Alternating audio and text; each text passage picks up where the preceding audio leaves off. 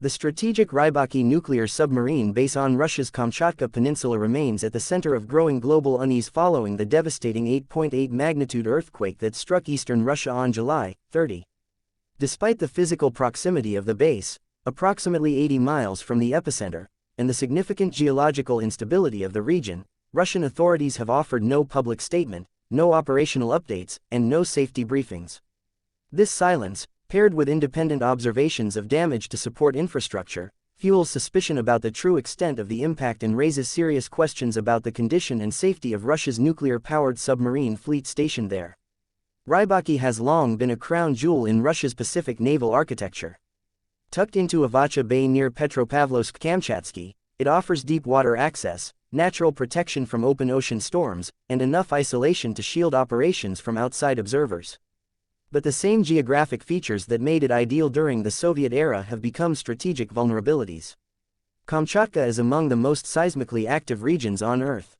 Earthquakes, volcanic eruptions, and underwater tremors are routine.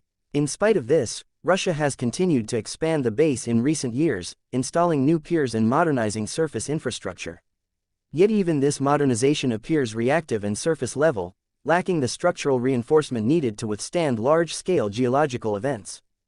Following the July 30 quake, independent analysts observed that a newly constructed floating pier suffered notable damage. This floating structure, essential for submarine docking and resupply, appeared displaced and misaligned. It is possible that these effects are just the visible tip of a much larger problem. When infrastructure like this is compromised, the risk to docked submarines increases substantially. Hull integrity, ballast system alignment, mooring security, and auxiliary power links can all be affected. More troubling, nuclear propulsion systems are highly sensitive, and although submarines are built to endure rough conditions underwater, they are not designed to withstand earthquakes while moored, especially in semi-confined bays where wave reverberations and land shifts compound mechanical strain. Several nuclear submarines were visible at the base after the quake.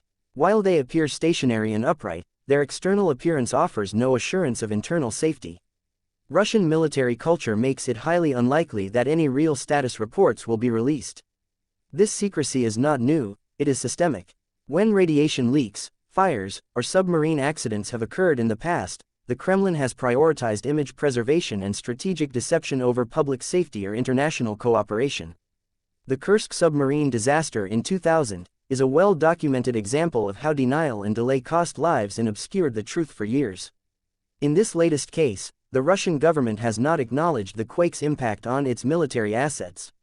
There is no indication that inspections have been carried out, no communication about reactor safety, and no evidence that emergency protocols were activated. For a facility housing nuclear platforms, this is not only reckless, it is profoundly destabilizing. Every day without a report or verified inspection increases the risk that small, unseen damage could escalate into a reactor problem, mechanical failure, or uncontained environmental hazard. The implications extend beyond Russia's borders. Nuclear submarines stationed at Rybachiy are part of Russia's strategic deterrent. They carry long-range ballistic missiles, some with multiple warheads. A single accident or reactor leak, if uncontained, could result in radioactive pollution reaching the Pacific Ocean, potentially impacting regional ecosystems, international shipping lanes, and fisheries. Additionally, any perception of instability in the security of Russia's nuclear arsenal contributes to broader geopolitical tension, especially in the Asia-Pacific region where naval activity is already on the rise. Despite these risks, Moscow has doubled down on silence. This deliberate lack of transparency appears to be a calculated gamble. By avoiding any admission of vulnerability, Russia aims to maintain the illusion of strength and stability. But it is an illusion with cracks growing wider. Every earthquake in this region adds strain to already aging infrastructure. Every refusal to address damage undermines confidence in operational safety. And every effort to hide the truth invites closer scrutiny, both from adversaries and concerned global observers. There is also the human cost to consider. While the base itself is off-limits to the public, many Russian naval personnel live in nearby Petropavlovsk and Rybachiy townships. These are closed cities, where movement is tightly controlled and military secrecy is law. Families of service members have no way of knowing whether their loved ones are safe. They are given no updates, no press briefings, and no guarantees that radiation levels are normal. The silence is as much a domestic form of suppression as it is an international bluff. Worse still, the Russian government has not allowed any foreign nuclear safety organizations or independent monitoring agencies to assess the situation.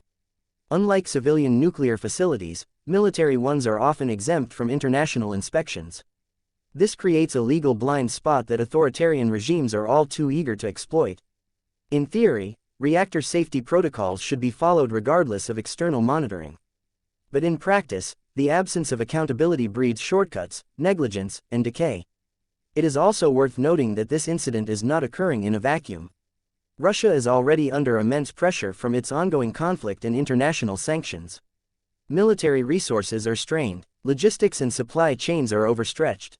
Trust in institutions is declining. In such an environment, it is likely that maintenance routines are being skipped, inspections delayed, and risk factors ignored. The fact that some of the infrastructure damaged in the quake was reportedly installed only recently, after 2022, suggests that quality and oversight may have already been compromised. The strategic miscalculation of placing key nuclear assets in a high-risk seismic zone, combined with a refusal to publicly acknowledge faults or damage, amounts to a growing security threat. This is not just an engineering oversight, it is a systemic failure of judgment driven by arrogance, secrecy, and political delusion. The world is watching a nuclear-armed state ignore the fundamental responsibilities that come with such power, hiding behind propaganda while cracks appear, literally and figuratively, at the foundations of its military might. The Rybachiy base may recover from this specific earthquake without a visible disaster. But that is not a cause for relief. It is a warning that next time, the damage may not be so cosmetic. That next time, the silence may hide something far worse. And when that day comes, the consequences will not be contained within Kamchatka's borders. They will reach far beyond, into oceans, into politics, and into the very balance of global security.